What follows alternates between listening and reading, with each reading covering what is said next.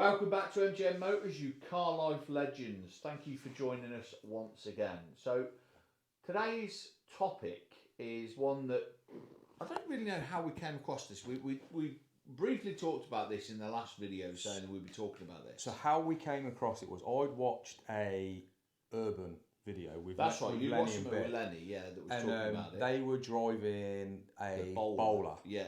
And the comment he made was, "What's better, a Formula One driver or a rally driver?" Yeah, and then I'd seen, obviously I'm a massive Formula One fan, Sebastian Vettel retired from F1 last season, and there's been some talks, kind of jokey talks, but some talks about could he make an appearance on the World Rally stage, and obviously, we then got to the talking of who's at the higher level, or what can one transition into the other.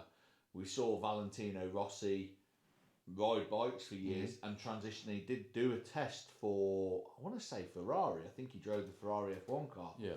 But he never raced, so we never got to see could he transition from 2 to 4 wheels. But going back historically, Graham Hill, Damon Hill's dad, was a motorcycle rider before he was a Formula One driver. And you see drivers transition from F1 into NASCAR and IndyCar. Yeah, like Mansell did it, didn't he? Or Le Mans. Or Le Mans cars. Yes, well, Mansell and Roman Grosjean. So if anyone wants a reference and thinking who's Roman Grosjean, he's the bloke that should be dead after his car erupted into a fireball in a race a couple of years ago. He's actually out in IndyCar at the moment. Mansell went there and won the title the year after he had won the Formula One World Championship. Yeah. Jacques Villeneuve. Gilles Villeneuve was his dad, who raced in the 70s. Jacques Villeneuve was racing, he was world champion in 97 in F1. He'd been in IndyCar prior. So there's a few that kind of mix around, but it's the same type of racing. It's all open wheel track racing. Yeah. And then you look at the rally drivers. So you haven't really got any that have gone into Formula One. Not in the same generation. You've got, go on then. Carlos Sainz Jr. Yeah, Carlos Sainz and so Carlos Sainz Jr. is obviously car 55 at Ferrari currently. Yeah. His dad raced for God knows how many years and won a lot of championships. I'm going to say I remember him vividly racing for Citroën. Yeah, Citroën C4, whatever it was. Yeah, it was. Or it might have been the Zara actually. He started in the Zara, but I remember it in, and then he went to Peugeot, I think, in the. Well, I think they were the same team, yeah, weren't they? Possibly. Arguably, so you've got that, but I think it's a different type of racing. Yeah, completely different type of racing. My opinion is the rally driver's the better driver, and you'd argue the point. I'd argue the point that, and this is where you'll never get a clear answer. No, you won't. It's purely opinionated. Obviously, there's several things. The Formula One driver and the Formula One car is travelling a hell of a lot faster than a rally car. It is. Right? So a rally car looks like it's going incredibly fast. Rally car's probably only doing 60, 70 miles an hour. Exactly, yeah. So comparatively, slower speeds. Arguably, if you're at slower speeds, you've got more time to change the trajectory of the car, etc., etc. The other factor is that you've got to think about here is that on a Formula One circuit, at the start of a race, there are 20 cars. Yeah, I'll give you that. Are all trying to take you off the track. It's harder to get started in a track race. But what I would say, what my opinion is, obviously you're on a fixed surface in the sense the surface doesn't move. You concrete it. Yeah. You tarmac. Yeah. On a rally track, 9 times out of 10, you very rarely get a street circuit. It's not that often. Monaco, I think, pretty much. I mean a street circuit for a rally. I'm sorry, I thought you just meant a tarmac stage or whatever. So if you look at races like Formula One, they're all whether it's a street circuit or a track, it's tarmac. The level of tarmac's maybe different, but it's tarmac is. Yeah. Whereas if you look at your rally stages, you don't get many tarmac stages. No, again, Monte Carlo, Corsica. There's a few. Yeah. I think it's a little bit similar in like Formula One, where you go to a certain track and go, this is a high downforce track. This is a low downforce track. Setups of the cars you're going to have. And I think that's the same with the rallying, where it's the Monte Carlo rally. You're going to have low travel suspension, high travel suspension, and all that. You're not going to have knobbly tyres on it, or you are. So exactly. I think there's differences there. But then to be a rally driver, you need to be able to drive on tarmac. You need to be able to drive on sand. You need to be able to drive on gravel, dirt, snow. Yeah, you do. You've got to be able to do that at speed. You do, and I'm not saying that they're not skilled. Of course, they're incredibly skilled at what they do. What I am saying though is the variables of what you can change on that car, dependent upon the surface that you are driving on. So if you're going to a snowy rally, for example, tyres, suspension, but brakes. Just look at the tyres. Purely, just look at the tyres. Hammond, if you've watched the latest Grand Tour, they went to, where did they go? They had the Subaru, Scandinavia. Scandinavia somewhere, wasn't it? They actually had tyres with the metal studs on. Yes. Yeah?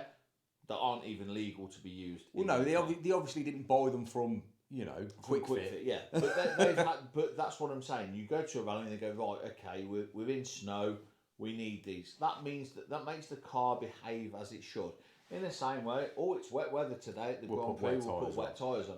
So how much of that is because the driver's capable of switching from gravel to snow to tarmac, or how much is it because the car is capable of being altered that much for the setup? That's the thing that we don't know. No, that's true, but I think even on those tyres, that car's still going to slide.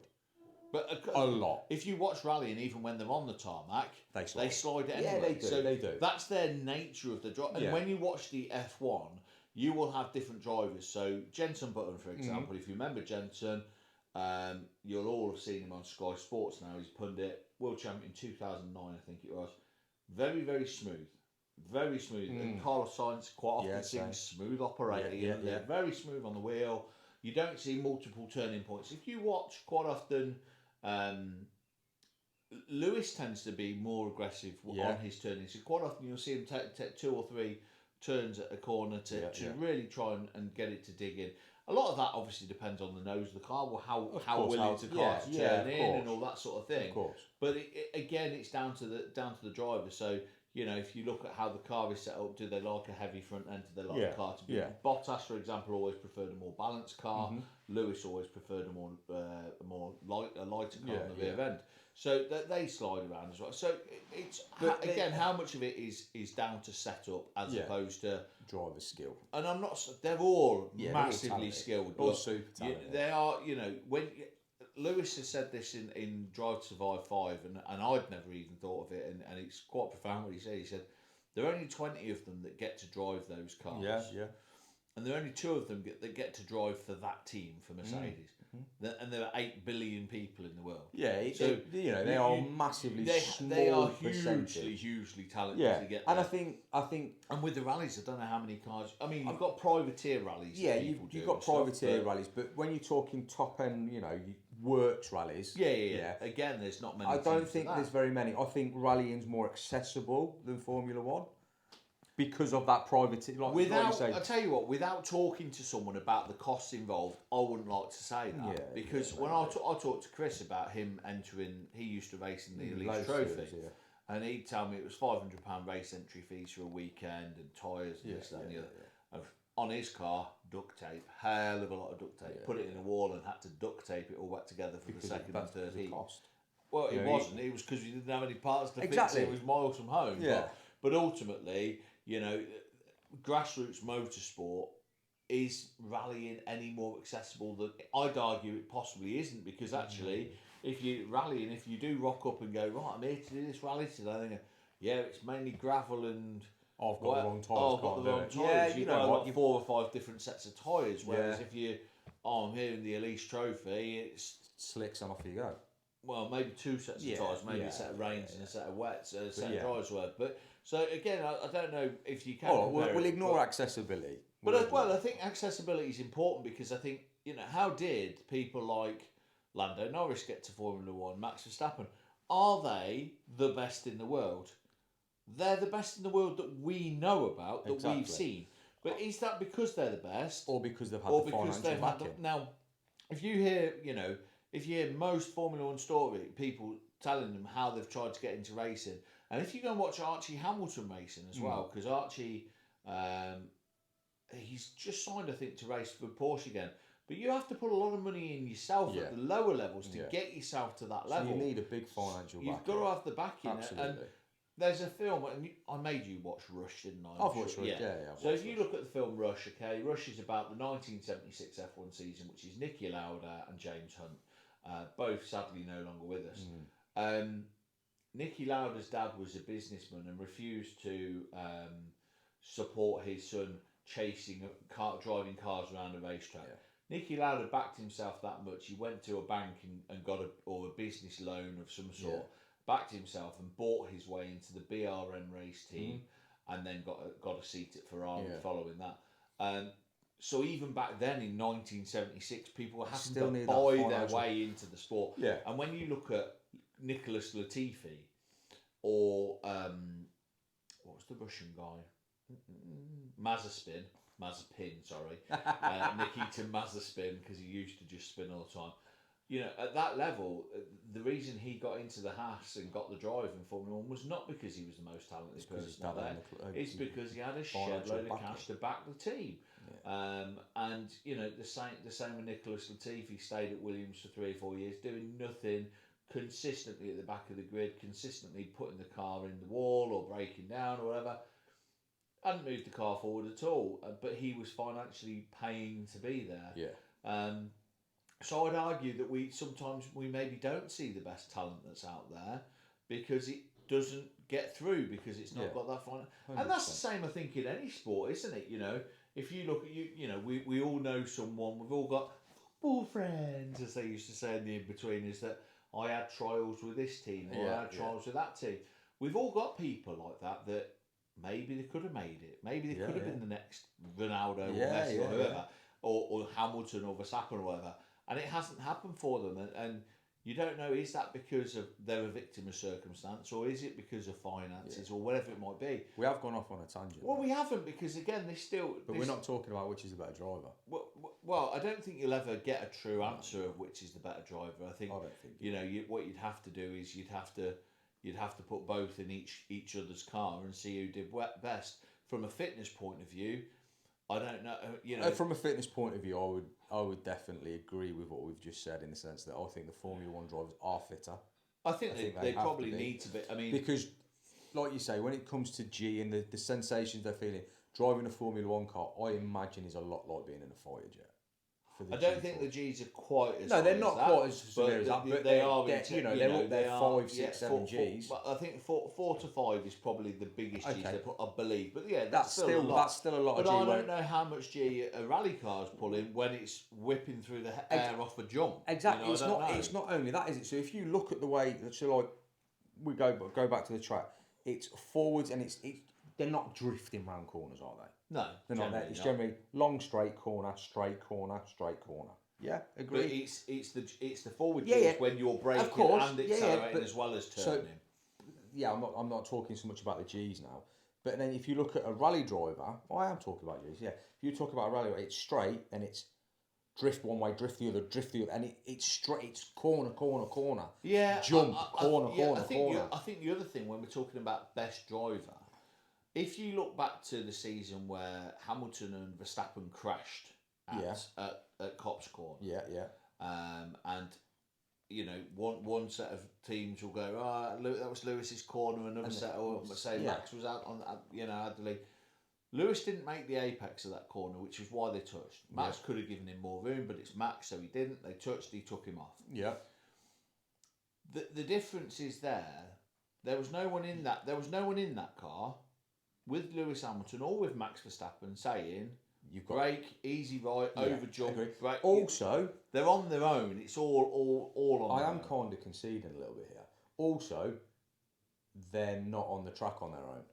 No, you know, a rally driver. All the rally drivers got to contend with is the trees flying past. Yeah, but that's when you've got your co-driver, note reader, whatever you want to call it. Yeah. When he sits there and goes 400. Hard right, second gear. If that's saying, and I don't, they've all got the different. They all have their own shorthand or whatever. But if they're saying that means 400 yards, you need to be in second gear to go right. To turn a hard right. Yeah. They will know, if they don't make the apex on that corner, they'll lose a bit of time. But what you never see on a rally is you never see first place 1 minute 31.0003. Yeah. And the next one be like 200ths behind him or something. No. They're normally like seconds. Yeah, and probably tens of seconds. There is a big difference. And I think. So that's the other thing. I think when you look at it and go, a rally driver, it looks nuts when you watch it. Yeah. But from watching it, and especially being, again, a lot of the rally drivers are Finnish or Scandinavian. So you had Tommy Mäkinen, Juha Kankkunen, Petter Solberg. Yeah, Petter Solberg. Kankkunen was always fourth from when I used to watch it. Yeah. So, a lot of those guys start driving at 14. Yeah, of course. On snow. On snow. So that's where they've got that they kind can of get talent the Scandinavian the flick. Scandi flick, yeah. So they know all of that. Yeah. So I think it's far too different to compare. Yeah. What you'd have to do is say, Lewis, will you go and do a rally? And all right then. I don't know any modern day rally drivers, so I have to go the other way. What's more exciting to watch? Live, being there, having done both, because I have done both. I did a special stage on a rally. That wasn't that exciting. Being out in the hills, watching it is really exciting. Yeah. I went to the British Grand Prix live on telly. Yeah. Right, on telly, I would argue that rallying is probably more entertaining because you're 100%. Getting updated on the splits, on how far behind. And you've got, he's on the charge and he's closing a 30-second gap or whatever. With a lot of the F1, it can get very boring because, especially this season, see a Max and Sergio off you've gone into distance I'll and use an analogy I use all the time when it comes to watching sport live. Apart from football, golf. I'll use golf. That's always boring unless it's the Masters or the Ryder Cup. I'm not a massive fan of watching golf. But if you watch golf live, actually at the golf at the circuit, at the golf course, you know what I mean, you have two options with golf. You can watch one golfer and follow him for 18 holes, or you can pick a couple of holes and watch every golfer. You don't get to see a great deal of golf. On telly, you get to see a lot of golf. Yeah. Formula One and rally is the same. Yeah. Whether you like it or not, you're sitting in a stand and you're going to see all the cars go around at that point. I don't know about golf because I've never been. But do you have lots of big screens around the course showing you what's going on? You have a fan zone. You do have a fan zone. So if you want to go to the fan zone, you can sit in the fan zone and watch it. For that, you may as well sit at home. That's what I'm saying. I was sat in the stadium. Yeah. Stadium, grandstand. Yeah. At Copse Corner. Yeah. With the cars coming whizzing by. So every couple of minutes you'd see the cars come by. You'd see the close wheel-to-wheel racing. That's you picking your hole. If you like. You're sat on your hole. And then once all those cars had gone by, there was a big screen right in front of us to show us the rest of the track. How many tracks have that? All of them. So they all... So when you talk to my dad, I'm very jealous of the fact my dad was at Brands Hatch in 76 when it was Hunt and Lauda. And there's a very famous scene that behind the tree, they go behind the trees, Lauda's in front in the Ferrari, Hunt is in the McLaren behind. Yeah. They go behind the trees, and when they come out the other end, James Hunt's in front. Yeah. And my dad got to see that. No one else in the circuit, unless you were at the right part of the circuit, would have seen that. You'd have only... No one saw the overtake. Whereas if that was modern day, you'd see it because so all the circuits now do have the big screens because of how it works. Yeah. One of my favourite childhood books is called Speed 6, and it's about an old Bentley going back to Le Mans. And the way it tells the story, it's very much like it would have been back then. That where's he? Right, we'll see him in 5 minutes, and you don't know what's going on. So, from a point of watching and being entertained on an ongoing basis, if you're watching it live, rally probably would be because you'd have a line of cars that all came through that stage, and then you'd move from that stage onto the next stage. With the F1, if you didn't have those screens, rally would be better to watch. And I think for me, TV-wise, rally. Like, I like watching the Formula One. I do like watching. It depends on the race. Like, but let's say that about the track. No. So not really. Rallying's exciting. Yeah, it is exciting. A lot of the time. Well, but again, with the rallying, I'm sure I haven't followed it a lot recently, but I'm sure you have seasons like where Oh, Colin McRae's walked away with it, and that and sort of thing. I think the reason time gaps are so close in Formula One because they're competitive in the sense of they've got someone to chase or they're being chased. In rally, you're on your own, so it's down to yourself. You've kind of got. But again, is it these days?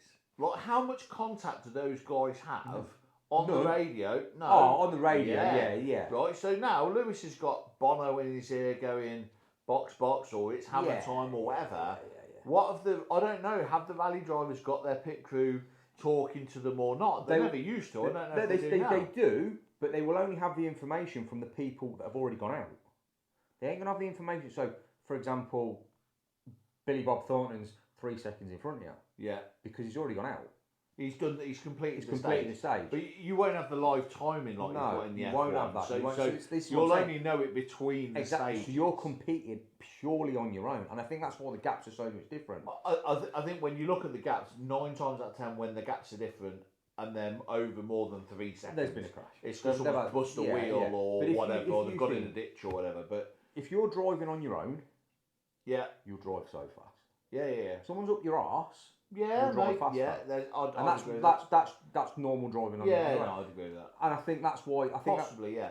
But I think the other thing with it though, as well, is that what you've got with the F1, you're chasing each other.